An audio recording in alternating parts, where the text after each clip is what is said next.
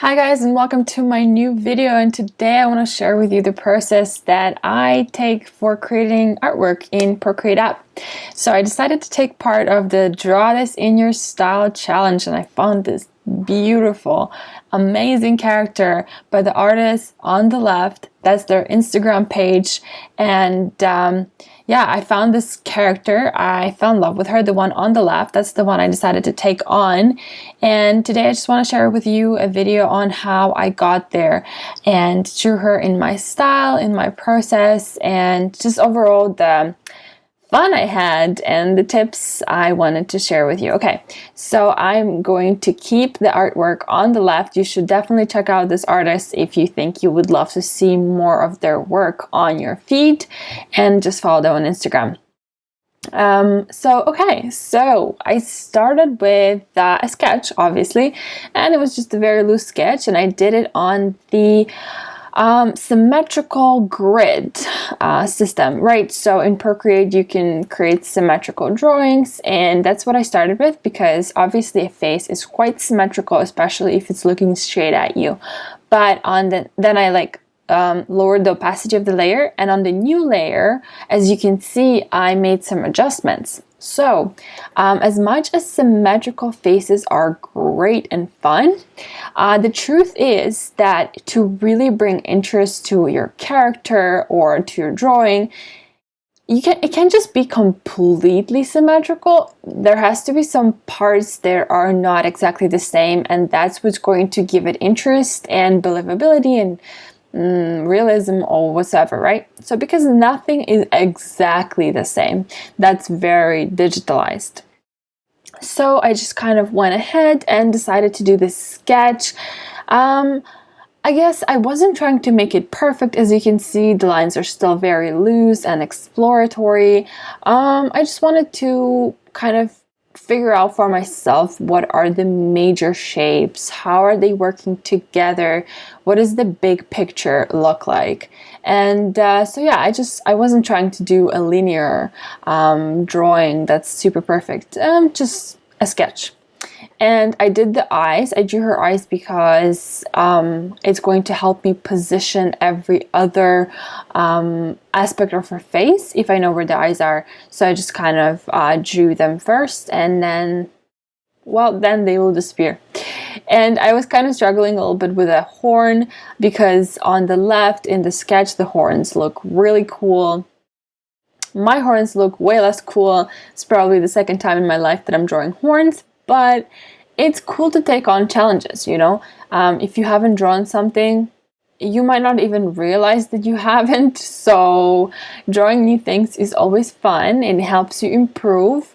So definitely try to take on a challenge where you're asked to draw random weird things that might not sound interesting to you, but then they will help you learn how to draw better. So for example, have you ever drawn a banana or keyboard, or I don't know, a screen, or a specific kind of flower? The chances are you haven't drawn everything there is out there, but every little thing that you add to your drawing capabilities will help your overall drawing skill. That's what I believe, so I always try to draw something new. And I realize I don't draw much horns, and I should because they look pretty awesome. Okay, so I just kind of keep playing with the sketch, figuring things out. And as you can see, I create new layers constantly, and I do something, and if I like it, I just merge the layer down. And if I don't like it, see, I just merged all the layers. But if I don't like it, I just delete it, and I don't have to worry about erasing it perfectly without messing up the lines that I actually like. So in that sense, I am using the digital tools that are available to me. And I know some people, they try not to use these tools because they feel like they're cheating, especially at the beginning of their journey. They might feel like they're cheating somehow. That's why they're using these not using the tools given to them. But I kind of think it's silly. It's definitely a fantastical challenge to just draw on one layer, or just never use undo button, or never use some filters. It's a challenge for sure. It makes your work more thought through. It makes you think more, it makes you be more intentional and more confident with your lines. So it's definitely awesome to do. But at the same time, if you need that help, or if you want to speed up your process, don't feel like you're cheating. You're just using the tools that are available to you. It's like when you're drawing with a pencil, right? If you put the pencil on a certain angle, you can shade with it. It's like saying, hey, don't shade with your pencil because it's cheating, right? It doesn't make sense. And so yeah, just use all the tools that are available to you. I think they're all great, especially like flipping the canvas or liquify tools or the undo, my favorite. I actually don't do a lot of traditional art anymore. So when I pick up a sketchbook once in a blue moon and I start sketching, I find myself trying to undo all the time because Photoshop and Procreate allowed me to be more experimental. And so I just kind of put on strokes without worrying. And you can see it perfectly right now because this is my failed, in quotes, attempt to color, which I'll just delete later. But I'm not worried about ruining what I've put in anymore, because I know I can undo and I know I can delete. So it's literally not a big deal. That is why, guys, literally there's no worries. So use the tools that are available to you, especially at the beginning of your journey. Come on, like, it's not cheating. Who cares how you created the work? It's all the same. You need to know so much when you're an artist. There's the lighting, there's the value, there's the color theory, there's the anatomy and composition and yada, yada, yada. There are so many things. Just like make it easy for you. Create a process that works for you. I still try to find mine and it never will stop. But, you know, anyway, just don't feel bad about using digital tools. That's kind of like, I guess, what I was trying to say this whole time. And also, I make mistakes all the time. Like, look at this. This is my second attempt at coloring this drawing, and it is not working. Like, I don't know. It's not working. And I was trying to just relax while I was painting it and have fun. So, it's not working? Okay, bye. Like, that's it. Bye. You're not working for me. I will not continue to try to figure you out. I just delete it and I keep going and I try something new and try something new. I am experimental in my process, and maybe it seems kind of a messy process, but I'm okay with it. And if your process is very thought through and I guess perfect in its own way, then I applaud you because you found it and it works for you, and that's fantastic. And I guess for everybody, something different works. We're all different. Everybody has their own little thing that works for them. And I know for sure that there are some artists that I admire so much and their work is so clean. And even if I tried to create it, it wouldn't feel right to me, even if I could do it, right? Because that's not who I am as a person. I like messy lines. I like molding things together. I like putting random colors and then seeing if it works. I guess we're all different. And that's so beautiful, because if every single piece of art was the same, art world would be boring. In fact, I don't think it would be a big thing. I think it would be, just boring. So I'm glad we're all different and we should appreciate and accept that. Okay, so back to the drawing. I am finally getting into the zone where I'm like, okay, these colors are all right. Let's try to figure them out. So I'm trying to blend in some colors. Her lips are a little bit blurry at the top. I just love that look. And so we're doing that and just kind of trying to see, where are my lights? Where is my light falling down? Where are my shadows? And how does it all work together, essentially? because the first 2 times the coloring did not work at all, and I was trying to add some color underneath my line art. This time I decided to just create a new layer on top of everything I've created and just go right in and try to figure out my forms. And whenever I paint forms, I try to, like, this is a weird one, I guess, but something I learned in my university. I went to art university, so one of the teachers said that really stuck with me is like, whenever you're drawing or shading and you want to create a 3D form, imagine as if you are touching that form right now. What does it feel like? Is it round? Is it going down? Like, what does it feel like? So whenever I'm painting and shading and blending, I'm trying to constantly think, like, what would it feel like if I touched her jaw right now? Is it soft? Is it pointy? Like, what is her chin? I was struggling with that chin the whole time from beginning to the end. It just did not feel right. It didn't feel like it has that proper shape. But I only understood that because I was trying to understand what would it feel like for me to touch her face at the moment. And yeah, I think it really helps me all the time, even when I'm just starting to sketch like figures or whatever. It's like, what do their bodies and movements feel like? What would it feel like for me to stand like that? You know, so it's just kind of like a little tip right there. Try to feel your subjects and objects and whatever that could help you blend better. So in this video, I could have just, like, you know, speed it up to like 10 minutes and just forget about it and slap on some music and let you guys watch it if you're curious. But I wanted to see if you would like this, if you would like me to speed up the drawing, but also talk about like random things. When I was sitting down here to talk about this drawing, I was like, I'm just going to explain the process. But as you can see, I jump back and forth between different subjects and different things that I've learned. And there's not really a goal to this talk, except that I just say whatever comes to mind. And I hope that some of it will be useful to you. So I would really love for you to comment below if you would rather have me do these like long 20-minute videos and talk over with like the tips or the things that were going through my mind while I was creating this drawing, or if you would rather me speed it up to like 10 minutes and slap on some music and just shut up so you don't have to listen to me.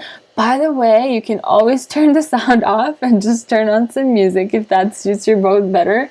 I'm totally cool with that. But yeah, I would just love to know so that if most of you don't want to hear me talk about different things, I just won't record it. You know, it's less work for me. So yeah, just let me know. I'd love to hear from you. And also, if you do think that I should talk over my drawings, then what should I talk about? Like, what is interesting to you? There are obviously so many things I could talk about, or just like today, freestyle it.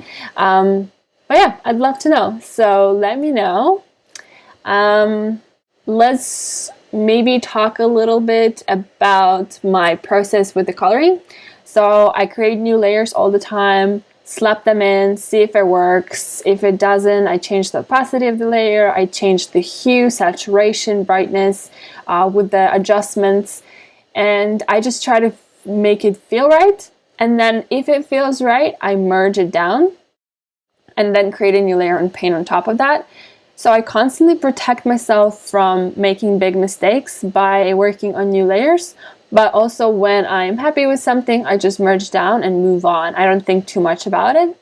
And also I am working on a pretty big size. So if your regular portrait size is 8.5 by 11 inches, I'm working on double that, so 17 by 22 inches. And I also have 300 dpi resolution. If you don't know what that means, no worries. There are essentially two numbers you need to know for resolution: 72 dpi and 300 dpi. 72 dpi is for work that's going to be displayed online and you never ever ever want to print it. And 300 dpi is for work that can be later on printed because it has a lot more dots per inch, so a lot more pixels, and you can print that work. So while I don't print my work that often, there's always the possibility of like, hey, what if someday I want to print it? So I always try to work on as big size and as best resolution as possible, because you never know. So I just work at 300 dpi, and I believe I can only have like 12 layers in Procreate with such a big size and such a good resolution. And because of that, I have to constantly combine my layers, and it's just kind of like, that's why this process works for me, and that's how this process happened. And Photoshop, I kind of tend to have like 100 layers sometimes, and it just gets a little bit messy. Okay, so right now I figured out that her hair is kind of bothering me, that it's so white. So I decided to do something with it underneath. You know how some people paint their hair underneath a different color than it is on the top? So that's kind of what I'm going for. And at first I thought maybe some very bright accent color would be really cool. But then I realized that, hey, this dark, super dark brown looks really cool, because her horns, her blindfold, and her dress or shirt look awesome that color. So altogether it just kind of works. It creates these very interesting shapes inside of this drawing. If you just squint your eyes and just look at the shapes that it created, it looks really, really cool. So obviously squinting your eyes is something as well that is a good trick to see if your drawing works. Just squint your eyes and see like, what's up, you know? And in this case, I feel like it's working pretty well. Although, spoiler alert, at the end, I am changing the background color. I know it's not ideal. Your background color should not change at the end, because it changes a lot of the things that are happening within your drawing. Essentially, your background color, as one of my professors at university said, it's your air color. So if air had color, the air you breathe, what would that color be? And in this case, I picked this light desaturated blue color. And air color is very important because it reflects onto everything within your drawing. So I should have just kept it and been happy with it, but I finished this drawing 3 hours later, and the next day I realized that I don't like that it doesn't have enough contrast. So I spent 20 more minutes adjusting the colors with different adjustment layers, and I added the exclamation point, and I changed the background color, and then I had to go back inside the drawing, inside the figure, and add that color to the figure so it all looks cohesive. There's so many things about art that I wish I could just explain in 5 words that you would understand right away what I'm talking about, but especially for beginners, it's kind of, I might be speaking gibberish, because I swear, like 5 years ago when I just started in uni, I think I didn't understand most of the things that they were teaching me. I only started understanding it better and better because they were teaching me the same thing year after year after year. And that's when I was like, oh, okay. All right, so flipping canvas, super duper important. I keep talking about it all the time. Flip your canvas, kids. Seriously, flip them way more than I flip them, because the longer you wait, the worse it gets, the worse your situation is. And so just flip them all the time. You know, I keep telling myself, Anna, flip your canvases, but I forget. Anyway, just keep flipping them. It's a really cool thing. Started a long time ago with traditional artists putting a mirror behind them to see their drawing flipped essentially in a mirror so they can fix the mistakes.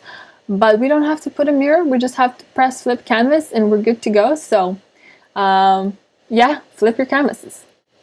And guys, if you want, I forgot to mention, I have free hair brushes that I'm giving out to people who go to my website.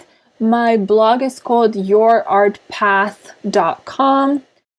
Yeah, I'll just leave a link down below, so it's not a big deal. And in that link, you will be able to sign up to my email list to get free brushes. I know I'm very sneaky like that. I just want to be able to contact you in the future while I release new videos and new articles. So essentially, I create more articles currently so on my blog. But I would like to create more videos. I'm just not sure what sort of videos I'd love to be creating for you guys. So if you have any ideas, again, please leave comments, and I'll look at your ideas and see what I can do. Maybe I can create the idea that you suggest. Or maybe I can just share my process like I am doing today. And whether it is with a voiceover or just a regular time lapse, I guess we'll find out quite soon when you guys respond to what do you think is the best choice for me. What else can I say? Yeah, so I'm just kind of constantly pushing the saturation, seeing how far I can take it, because these little accents of saturation are just so beautiful, so attractive, and I love adding them wherever I can, as well as using a little bit of color dodge to brighten some parts of the face. And you can see the eyes behind the fold, and I kept it because you can kind of see them on the original sketch. In my sketch though, there are no eyebrows. You can't see the eyebrows, and I kind of regret that at the moment. I think having eyebrows would be really cool, and I should have had eyebrows. I kind of didn't think about it, I think, so it's fine. And I also merged everything together and playing with different colors. We have your yellows, magentas, and whatever, and I just used midtones, shadows, and lights, and I adjust them to see if I like it. But I always do it on a new layer so I can switch them back and forth and see if I actually like it or not. And I wasn't sure if I should keep the exclamation point, but then at the end of the day, I ended up liking it, as you will see very soon, actually, because we're almost at the end. I can't believe I was talking non-stop for more than 20 minutes. That's kind of crazy. I don't talk that much, you know? I just paint and watch movies and play video games and write for my blog. I don't talk that much. So this was very fun. I hope you didn't get bored of my voice yet. There's about 2 minutes left, and if you guys don't know anything about what I do, it's I have this big passion of mine. It's called yourartpath.com.